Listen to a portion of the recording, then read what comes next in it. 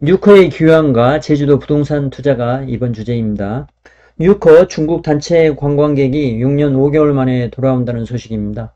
2017년 3월 사드 사태 이후 중국의 보복 조치로 한국행 단체 비자 발급을 중단했는데요. 어느덧 6년 5개월이라는 시간이 흘렀습니다. 이렇게 오랜 시간 동안 단체 관광이 막힐 줄은 예상하지 못했습니다.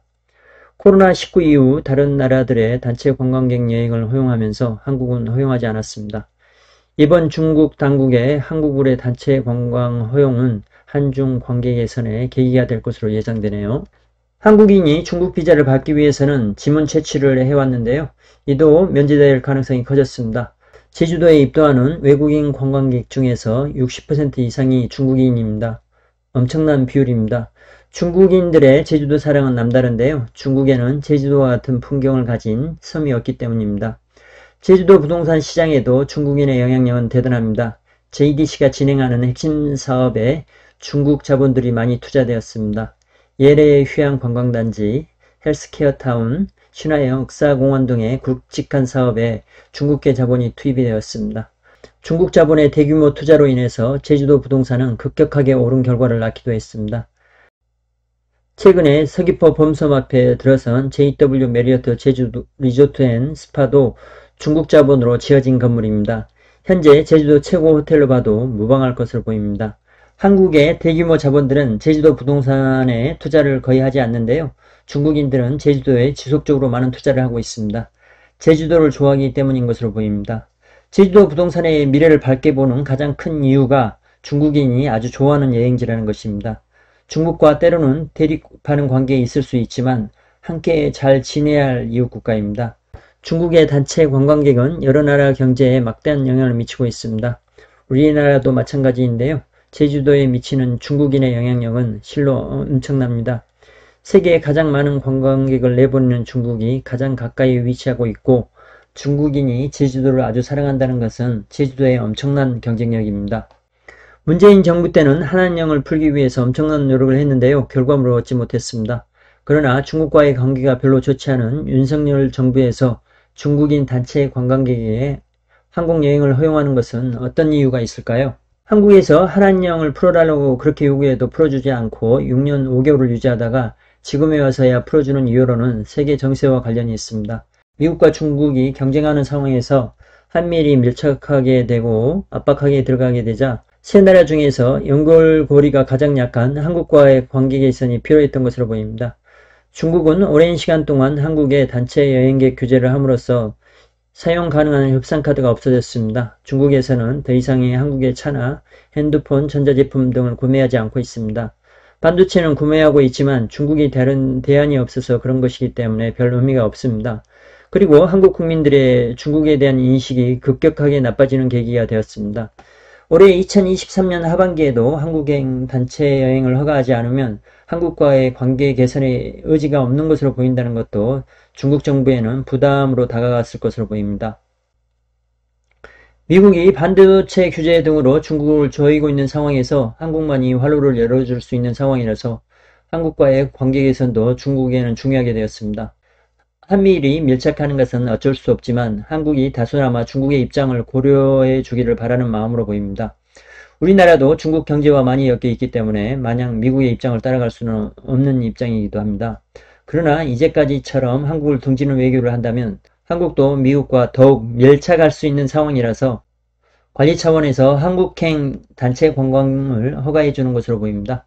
박진 장관과 왕이 위원이 만나고 있는 모습입니다. 왕이 위원은 한중일 협의체 부활을 위해서 적극 노력하겠다는 뜻도 내비쳤습니다.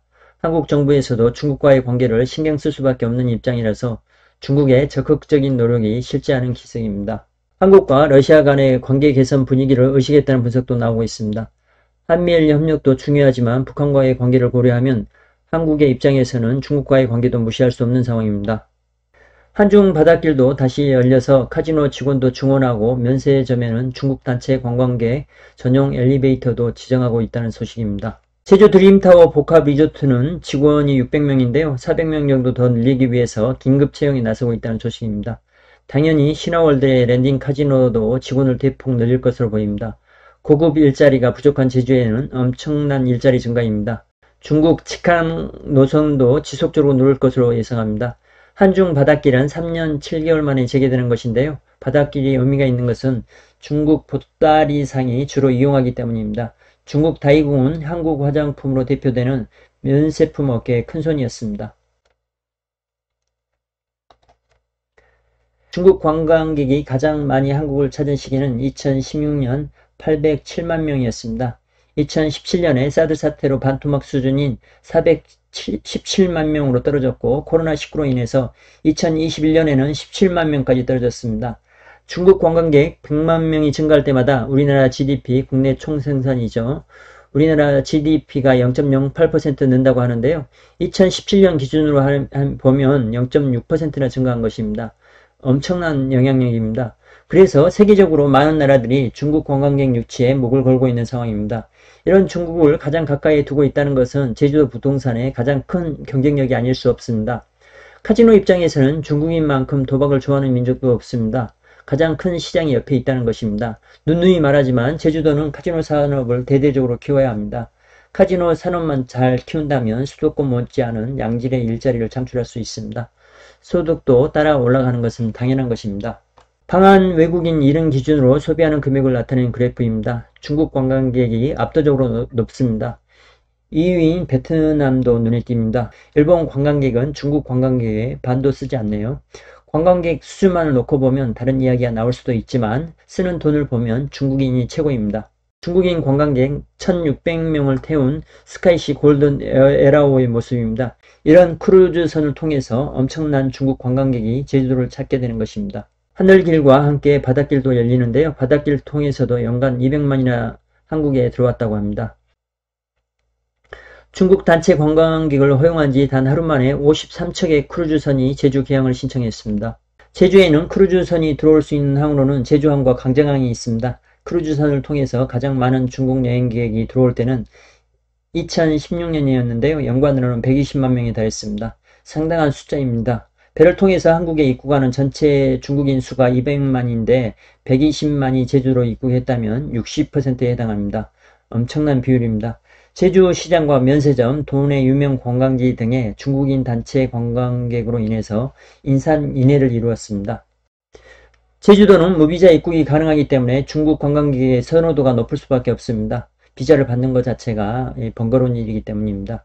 자연 환경도 어디와 비교해도 떨어지지 않습니다. 이런 장점들을 지속적으로 살려나간다면 제주도 부동산의 앞날은 엄청날 것으로 예상합니다. 좋아요와 구독 부탁드립니다. 감사합니다.